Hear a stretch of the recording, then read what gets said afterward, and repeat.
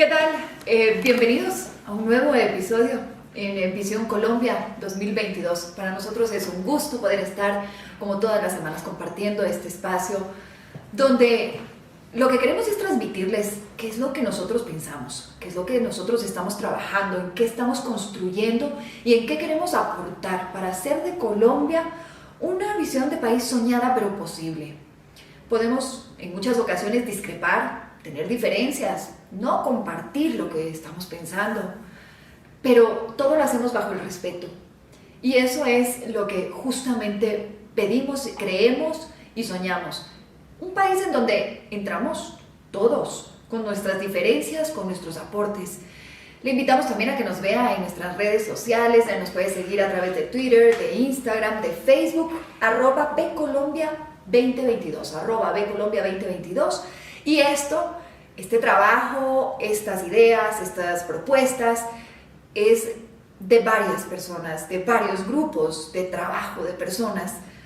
Queremos agradecer a Corporación Pensamiento Siglo XXI, queremos agradecer a Nueva Democracia, a Libertank, Mejor Así, Derecho Justo, que aportan sus ideas, que ponen su tiempo, que ponen su esfuerzo para este proyecto, para estas ideas, para este sueño que lo vamos a compartir.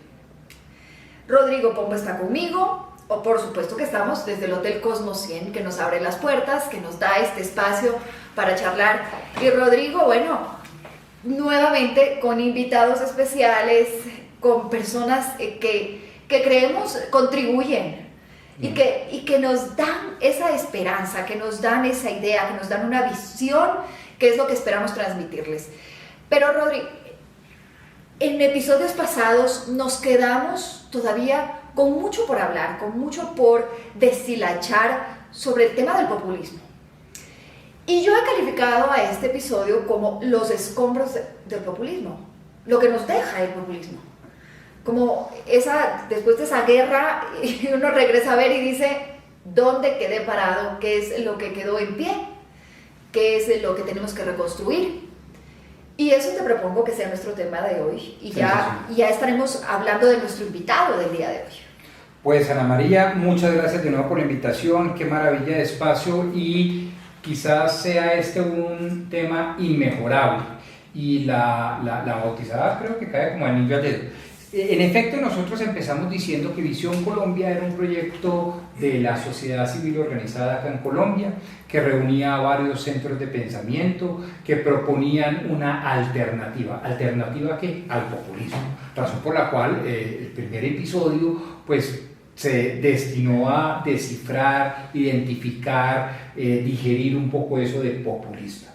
Y básicamente pues uno podría, digamos, concluir sin temor a equívocos, sin temor a decir, oiga, estoy exagerado, estoy mintiendo, estoy falseando la realidad, que el populismo es un vicio, el populismo es negativo, el populismo es inconveniente para el buen destino de la gente, es decir, para la buena calidad de vida y el bienestar de los habitantes. Y como el populismo es el grande enemigo a vencer, pues nosotros estamos absolutamente convencidos que las espadas y los escudos y las lanzas y todas las herramientas y todo nuestro arsenal y todas nuestras bellas armas tienen que ser unas armas que siempre estén inspiradas por la esperanza. La mejor manera, creemos nosotros, para vencer las tesis populistas, pues es proponer alternativas, opciones que iluminen el caminado, que iluminen el camino, que iluminen a dónde vamos. Y para eso hablamos de visión, por eso hablamos de Visión Colombia. De lo que se trata es de generar una visión que irradie una cantidad de actuaciones, propuestas, programas, actividades y demás. Repito, estamos firmemente convencidos que la mejor manera de vencer las tesis populistas es creando alternativas de esperanza. ¿Y cómo se crean a su turno las alternativas de esperanza? Pues sin lugar a dudas siendo propositivos. Y para ser a su turno propositivos se requiere contar con muy buena gente. Gente creativa, gente capaz, gente conocedora, gente buena, gente patriótica, generosa con su pensamiento, con su obra, etcétera, etcétera. Eso es Visión Colombia y de alguna manera tuvimos un comentario de uno de los líderes de uno de los centros del proyecto, sí, que es mejor así. El doctor Juan Manuel Charri me dice, me gustó el podcast, pero se quedaron cortos. Esto hay que meterle más carnecita, porque el populismo es importante entenderlo desde el plano conceptual, me decía el doctor Juan Manuel, pero mucho más importante desde el plano real, físico, de cómo lo padecemos. Y por eso es que me parece tan acertado tu título del día de hoy. Bueno, entonces damos la bienvenida ya a Juan Manuel Charri, abogado egresado del Colegio Mayor de Nuestra Señora del Rosario, especializado en el Centro de Estudios Constitucionales y Ciencias Políticas de Madrid, España, profesor titular de Teoría Constitucional, además de que fue decano de la Facultad de Jurisprudencia de su universidad. Ejerce la profesión de abogado, además de ser asesor de entidades públicas y privadas en Derecho Constitucional. Juan Manuel, bienvenido. Gracias por estar aquí. Gracias por picarnos, por retarnos a hablar un poco más sobre esto. Y yo entonces arranco por decirle, ¿es acaso el populismo ese resultado de un aumento de expectativas que tienen algunas masas que no encuentran en la democracia, o hablemoslo de los partidos tradicionales, la respuesta efectiva? Ana María, Rodrigo, muchas gracias por el espacio, por la invitación, por acoger mi comentario. Déjenme empezar con una reflexión, y es que el trabajo colectivo, los cerebros en conjunto producen mejores ideas que cualquier persona sola, por brillante que sea o por capacidad que tenga de enunciar cualquier propuesta. De manera que los intercambios, la libertad para los intercambios y el trabajo colectivo es lo que nos permite formular buenas propuestas. Yo creo que el populismo, para empezar con una idea de las que ya se han esbozado en el podcast anterior, es una especie de trabajo de seducción, donde el político quiere seducir a un pueblo que quiere ser seducido, o sea, tiene una carencia y se le propone lo que quiere oír. La pregunta es si eso que quiere oír es viable y posible y a qué costo. Porque proponer es muy fácil, o sea, proponer buenos futuros, pues a todos nos gusta. El problema es cómo llegamos a ellos. Y digámoslo también en palabras simples, todo tiene un costo. Si queremos vivir bien, pues tenemos que trabajar para ello y pagar ese costo. Lo digo en otras palabras, que ha sido una de mis reflexiones constantes. Le pedimos al Estado seguridad, salud, educación, pero hay que pagarla. Mejor dicho, hay que pedirla, pero hay que pagarla. Y las personas tenemos, o las sociedades tenemos, los estados de acuerdo a nuestra capacidad. O sea, no podemos tener estados mejores que lo que pagamos por ellos. Entonces, el populismo es falsear las reglas del juego. Es proponer más, es querer dar más, es pensar que es más fácil. Y resulta que eso es lo que quiere oír el pueblo y es una forma de engaño para que alguien llegue al poder, y después viene el efecto, digamos, obvio. Desilusión. Por supuesto, y decepción, que es, nos dijeron que íbamos a llegar a un mejor futuro, a un mejor servicio, a un mejor estado, y no se llega porque para llegar a cualquier parte se necesita hacer la tarea. Ahora, ahí pasa algo, Juan Manuel. Cuando se llega a ese punto de decepción, de desilusión, el populista dice, es que no es mi culpa. Siempre hay un responsable externo. Claro, es lo fácil, y generalmente van unidos digamos, a ciertas, no sé si llamarlo patologías estatales.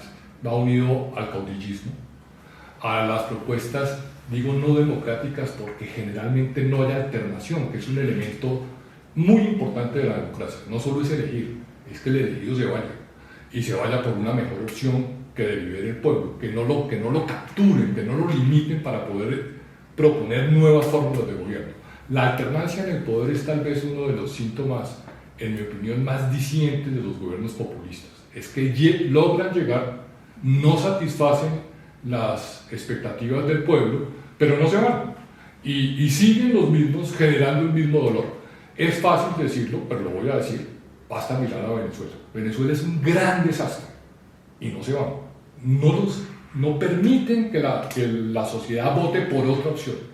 Los capturaron, los encerraron, les prometieron y les siguen dando la boleta para hacer comer en el mercado, etc. Pero a un costo muy grande, porque han retrocedido a una inmensa velocidad. O sea, ha sido tal vez una de las fórmulas más rápidas de destruir un país rico. Yo diría de lo que dice muy acertadamente Juan Manuel Charri lo siguiente: si de hablar de escombros se trata, uno podría poner como uno de los grandes escombros del populismo y por lo tanto una auténtica tragedia social el hecho de que la gente se desilusione. En la oración fúnebre de Pericles, que es uno de los discursos políticos más afamados en la historia de la humanidad, hay una frase que me parece absolutamente poderosa, y él dice que lo más grave de la pobreza es no la ausencia de satisfacción de riqueza o la satisfacción de bienes básicos, sino la invitación al desánimo. El populista tiene que desanimar, y las acciones y los efectos frente a la sociedad es fundamentalmente eso. La gente se desanima, se decepciona, se desconcierta. Y creo que un escombro es eso. Tiene que desanimar, o hay tal crisis o hay un problema estructurales, hablemos de pobreza, desigualdad, desempleo, que son problemas pues difíciles de resolver, que esto permite el surgimiento del populista porque les vende una falsa magia, una falsa promesa, más que una desilusión. La desilusión ya hay. No, pero yo estoy hablando de dos cosas, digamos, tal vez me explico mejor. Digamos que el escombro es el resultado del efecto de una catástrofe. Sí, lo que quedó. Y lo que quedó destrozado.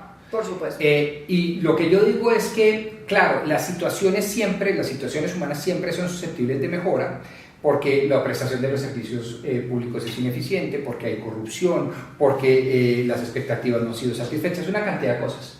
Pero el populista llega y la destroza porque, y no es este el programa otra vez para hablar del diagnóstico y de la conceptualización del populismo, pero habíamos dicho por una cosa fundamental, porque él tiene que generar una identidad necesaria entre lo que es el pueblo y el caudillo, es decir, por eso se llama populismo, porque él supuestamente o ella encarna el sentimiento, el querer, el parecer, las necesidades, las dolencias del pueblo. Y por lo tanto él es la única voz legitimada y autorizada para hablar, y por lo tanto se convierte fácilmente en una tiranía y en un régimen despótico, y por lo tanto, además de todo esto, él es el único, como está autorizado, que puede generar las soluciones, y nada de eso funciona. Y nada de eso funciona a tal punto que la forma de llegar a todo ese entramaje conceptual es acabando, decapitando las libertades personales. Todo esto para decir entonces, y contestar tu pregunta, eso genera unos escombros, unas tragedias, cual terremoto, cual tsunami. Y creo que dentro de los más visibles escombros está precisamente en que la gente se siente desilusionada, mucho más que cuando se sentía desilusionada, un poco expectante de un mejor porvenir antes de que llegara el populista. Entonces creo que ese es el mensaje poderoso del escombro, de poder decir, la desilusión se va a triplicar, no digo que triplicar, a multiplicar por n, porque es que no solo no se pudieron cumplir las expectativas, sino que acribillaron las libertades personales. Y creo que eso es el gran legado del esquema y del sistema populista. Juan Manuel. Bueno, yo diría algo más. No solo es la desilusión, es la oferta de que otro soluciona mis problemas. Y ese otro no lo hace. Tal vez para acudir a la frase tan trillada de Winston Churchill, la democracia es mala, pero no hay un sistema mejor. En el sentido de que solo nosotros podemos hacer la tarea, no la va a hacer otra persona, no la va a hacer el caudillo, no la van a hacer terceros, no la va a hacer la providencia. Es entender que las soluciones de la sociedad tienen que ser trabajadas por la sociedad. El populismo rompe esa regla, digamos, de economía social, en donde cree que otro va a venir a solucionarles el problema. Y eso no es cierto. De manera mágica, eso no misteriosa. Sí, pero en el fondo mentirosa y cínica. Sí, pero en el fondo hay una desesperanza, ¿no? Que muchas veces dicen, bueno, ya he votado por el político X, he votado por el otro, he creído, he confiado y no me han resuelto mi necesidad. Claro, el punto de Ya. partida es que te ofrecen un regalo. Exacto, Entonces ya voy, tú eres es que pobre, no tengo que tienes perder. puesto, y entonces te dicen, no, Yo te voy a dar te vamos a puestos, dar te voy a mercado, dar casa, te voy vamos a dar el te sueldo, te vamos a regalar. te voy a dar educación, Y tu además esposa, te tu dan una hijo. prueba anticipada, te vamos a regalar y te mando un mercado. Sí, Y sí, sí. entonces dicen, no, ya empezamos bien, porque pues, ya llegó el mercado, después viene lo demás. Resulta que después no puede llegar lo demás, porque hay que asumir el costo de lo demás y el caudillo no lo va a poder dar. Va a poder dar la cuota inicial, digamos, de lo que propone, pero de ahí en adelante viene el descalabro y viene la decepción.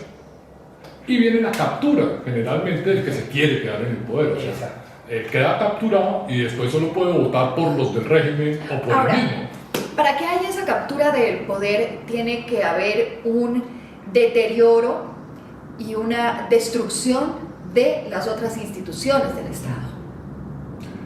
Sí, y tiene que haber un enemigo y tiene que haber, digamos, una cohesión para que la gente se una alrededor de algo para salir adelante. Entonces, generalmente está el expediente del enemigo externo.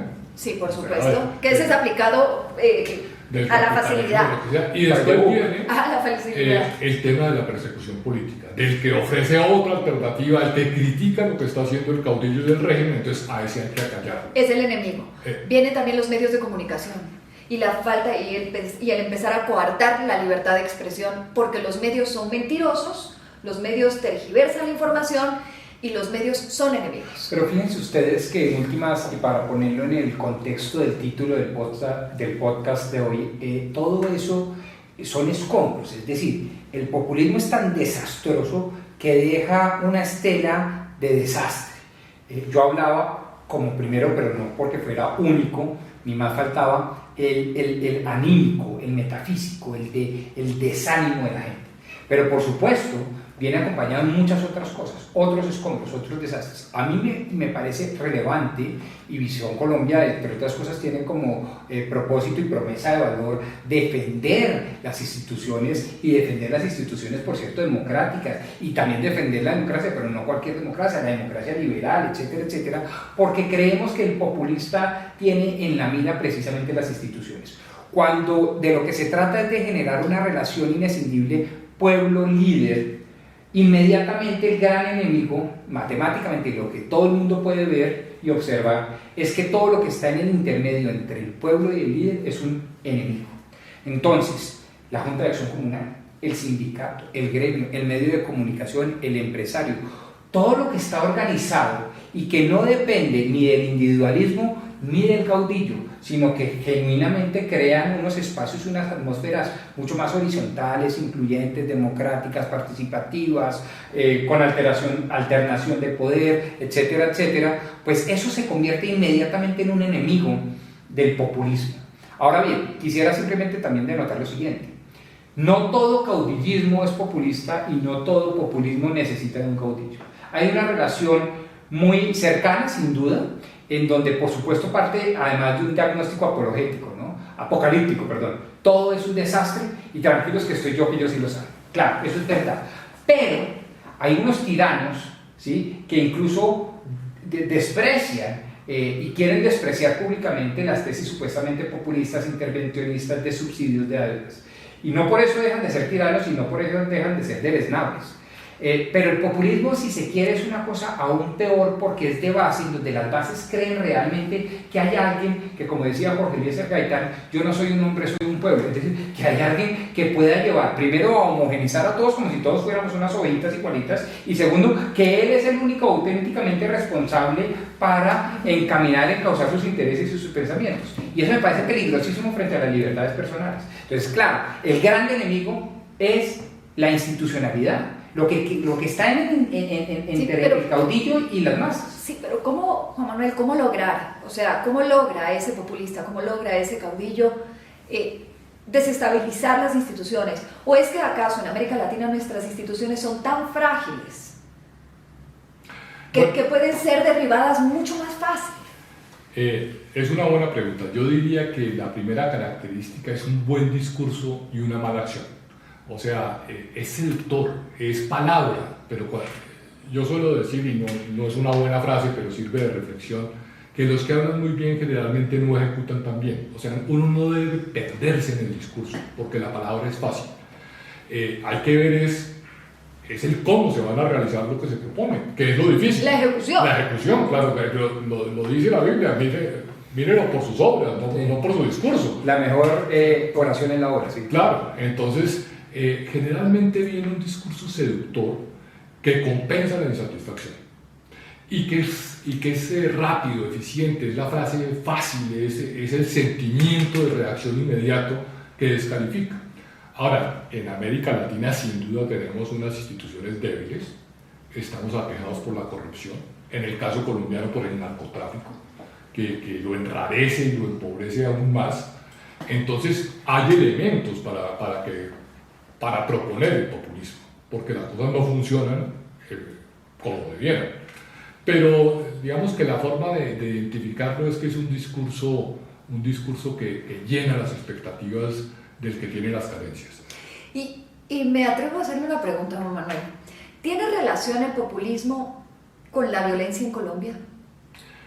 Bueno, esa pregunta tal vez no tenga la respuesta. Yo diría que la violencia en Colombia viene de muy atrás y viene de prácticamente esa diferencia. O no hemos logrado resolver la forma de abordar las diferencias.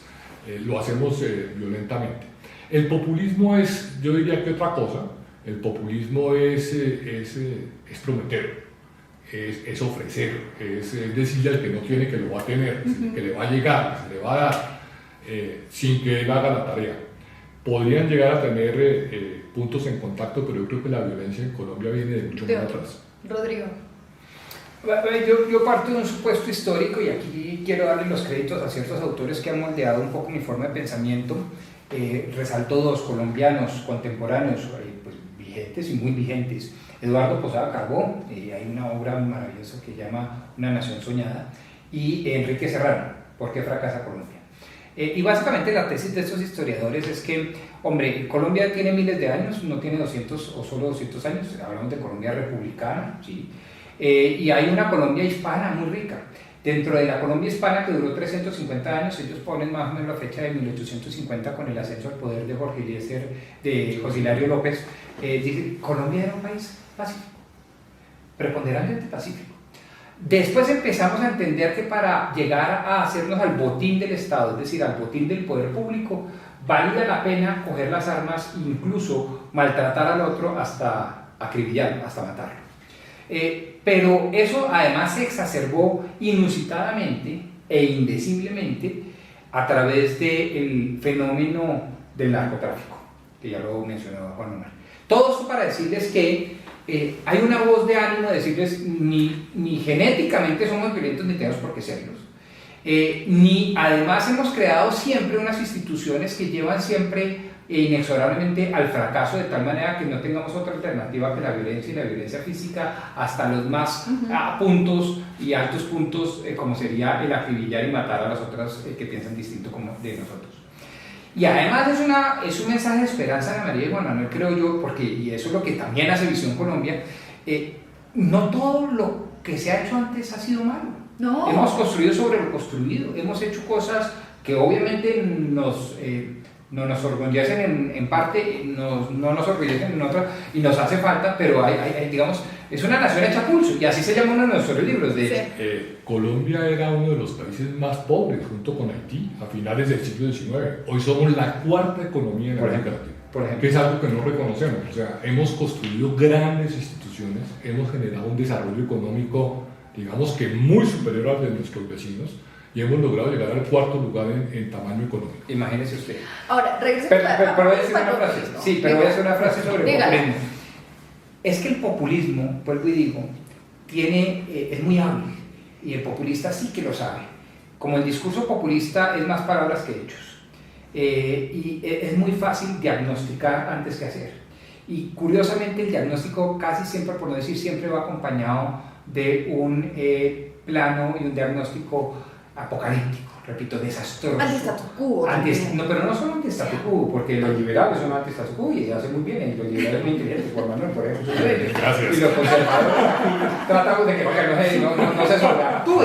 No es solo eso, sino que es que un liberal dice, hombre, el statu quo no me gusta, y el conservador dice, tampoco me disgusta, pero este populista dice, es que todo es un desastre, tanto usted como usted es una porquería y todo lo malo, todo es malo y todo lo malo es causado por usted. O sea, trata de Y una yo soy confrontación el- a través de una polarización. Exacto. Entonces miente, polariza, es cínico, mentiroso, solo se queda en el discurso y en el derecho. Y la verdad es que nosotros estamos tratando de decir, oiga, Colombia es una nación hecha pulso, así se llama una de nuestras obras.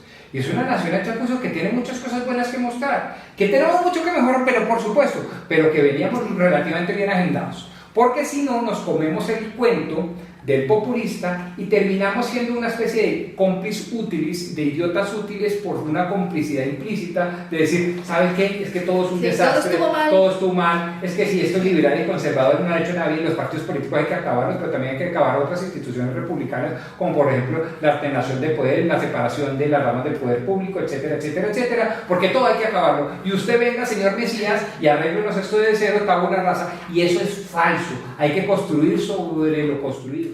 Y de buenas a primeras dijimos, no, todos somos iguales. Todos somos iguales, todos somos libres, y importamos una idea. Pero pusimos la idea encima de una sociedad que era distinta. Y lo que hemos vivido es el tratar de adecuar la sociedad a la nueva idea. Entonces, lo que hicimos fue importar instituciones y estamos pagando el costo de tratar de meternos en ese saco que compramos en el exterior, y que poco a poco entramos, pero hay quienes no lo quieren. Entonces debemos encontrar la fórmula para encontrar lo que somos, lo que queremos ser, con algo muy importante, que es la reflexión del entorno. O sea, no solo debemos pensar en Colombia, debemos pensar en cómo está funcionando la globalización, La región, mis vecinos y más allá. Y casi que me voy a ir al otro extremo con una frase de López Michelsen, que decía al final de sus días, el problema de Colombia es pensar qué le vamos a vender a la comunidad internacional. O sea, somos una familia o un grupo que tiene que vivir y tiene que venderle algo a los demás. Entonces, entendamos el entorno en el que estamos y cómo nos debemos mover en ese entorno y cómo nos organizamos, nos ponemos de acuerdo como sociedad para poder prosperar y triunfar en el entorno donde estamos. Lo demás es ingenuo, o sea, querer cambiar el mundo, querer criticar el capitalismo, el colonialismo, querer criticar la economía de mercado, diciendo, es lo que hay, y en ese mundo tenemos que movernos, y en ese mundo tenemos que triunfar. De otra forma nos quedamos enterrados. Ahora, hablando de escombros del populismo, utilizamos un ejemplo que fue lo que ocurre o lo que ha ocurrido en Venezuela. Pero quizás nosotros ya tenemos la edad como para saber lo que era Venezuela y la transición, y hemos visto esa debacle y cómo ha ido perdiendo y perdiéndose en el mundo y en el espacio. Pero hay muchos que nos están escuchando que no tienen esa edad, que tienen 18 o 20 años y que están formando su criterio político y que van a ir a las urnas en nuestro país y en sus respectivos países. Y para ellos este cuento de Chávez y el populismo y la debacle de Venezuela es un cuento del papá, es un cuento del abuelo, pero no tienen eso en el consciente. ¿Cómo llegar a ellos? ¿Cómo de verdad mostrarles que no es un cuento? Que no es un cuento chino, que no es algo que Juan Manuel, Rodrigo y Ana María se inventaron, que pasó, que es real, que es tangible, que está ahí. Yo le diría a cualquier muchacho millennial, ni centennial, ni pandemia, ni toda esa cosa, les diría, mire, supónganse esta situación, un país en donde cada muchacho cumple la mayoría de edad y en ese momento puede decidir en dónde estudia en cualquier parte del mundo, en dónde trabaja en cualquier parte del mundo, si quiere elegir y ser elegido políticamente, si quiere fundar empresa y hacer de su vida lo que él a bien tenga hacer, si quiere estudiar en el exterior o en las mejores universidades y en los mejores colegios, etcétera, etcétera. Supóngase eso. Eso era Venezuela en los 70s y los 80s. Había una riqueza además natural, que era el petróleo, etcétera, etcétera, y es verdad, tenían una pobreza en otros frentes, normal. Pero eso era Venezuela. Y obviamente tenían ciertos problemas, entre esos el político. Y llega un señor y dice, como el político y los políticos son tan perversos, son tan malos, son tan malvados, yo tengo que salvarlos a ustedes de esa perversión. Y para eso voy a acabar con todo lo demás, ¿sí? Voy a hacer un insecticida y voy a matar a todos, a los buenos y a los malos. Y empezaremos una nueva Venezuela. Y claro, 20 años después, se dieron cuenta que el muchacho que cumple la mayoría de edad no puede ni elegir ni ser elegido, no puede salir de su país fácilmente, no tiene los recursos para poder fundar su propia empresa, tiene que depender de un subsidio del Estado para sobrevivir, no puede acceder a todos los bienes, servicios e información del mundo, no puede estudiar en el exterior, no puede trabajar en el exterior, no puede además tener una finalidad de vida como a él se le antoje, sino como el régimen se le imponga. Y entonces la diferencia es absolutamente abismal, es toda, ¿sí? Lo que se tenían los muchachos en el 1980 no lo tienen los muchachos del 2021. Y eso es lo que yo le diría a los jóvenes hoy, y que por supuesto esto es absolutamente real, esto no es lejano. Juan Manuel. Yo diría dos cosas. Venezuela es un país petrolero que producía 3 millones de barriles diarios en el año 2000. Hoy está por debajo de los 500.000 barriles diarios. O sea, un país rico no está explotando su riqueza y están viviendo con un 90% de pobreza. O sea, es un país que se vino al piso en 20 años. Y diría que Argentina fue un país a finales del siglo XIX del primer mundo. O sea, era un país que podía compararse con Francia, con Bélgica, con... La Europa latinoamericana. Exactamente. Hoy en día es la tercera economía del mundo y Colombia está muy cerca de quitarle ese puesto y no despega. O sea, De Latinoamérica. Son Sí. países de Latinoamérica, son países venidos a menos. ¿Por qué? Porque fueron víctimas del populismo. Fueron víctimas de malas propuestas que sonaban muy bien y que los llevaron hacia atrás. O sea, vienen demoliéndose, vienen deteriorándose.